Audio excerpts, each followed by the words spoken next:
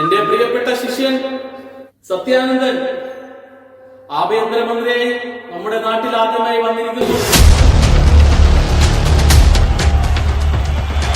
ഇവിടെ ഈ വേദി നാടിന്റെ ആഭ്യന്തരമന്ത്രിയായി നിൽക്കാൻ അവസരം തന്ന നിങ്ങളോട് എന്നെ ഒരു രാഷ്ട്രീയക്കാരനായി വളർത്തിയ രാജശേഖരൻ സാറിന് എന്നും ഞാൻ കടപ്പെട്ടിരിക്കുന്നു. ഇദ്ദേഹം എന്തു പറഞ്ഞാലും ഞാൻ ചെയ്യുമായിരുന്നു, ഇപ്പോഴും ചെയ്യും. ഒരാൾക്ക് അടി കൊടുക്കാൻ പറഞ്ഞാൽ അത് ന്യായമായ അടിയാണോ അന്യായമായ അടിയാണോ എന്ന് ഞാൻ ചോദിക്കാറില്ല. അന്യായമായ കാര്യങ്ങളാണ് കൂടുതൽ ചെയ്തിട്ടുള്ളത്. നമ്മുടെ ഈ നാട്ടിൽ നിന്ന് ആഭ്യന്തരമന്ത്രിയായി പരിഗണിക്കപ്പെട്ടത് രണ്ടുപേരെ, ഒന്ന് ഞാൻ, ഈ നാട്ടിലുള്ള മറ്റൊരാൾ. അതിലൊരാൾക്കല്ലേ പറ്റുള്ളൂ. പക്ഷേ ഞാൻ ഉറപ്പിച്ചു, എനിക്ക് തന്നെ ആഭ്യന്തരമന്ത്രി ആവണം.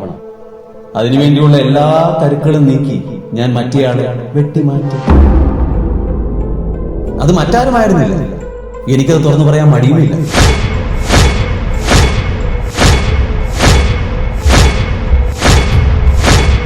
അതെന്റെ പ്രിയ ഗുരു രാജശേഖർ സാറായിരുന്നു.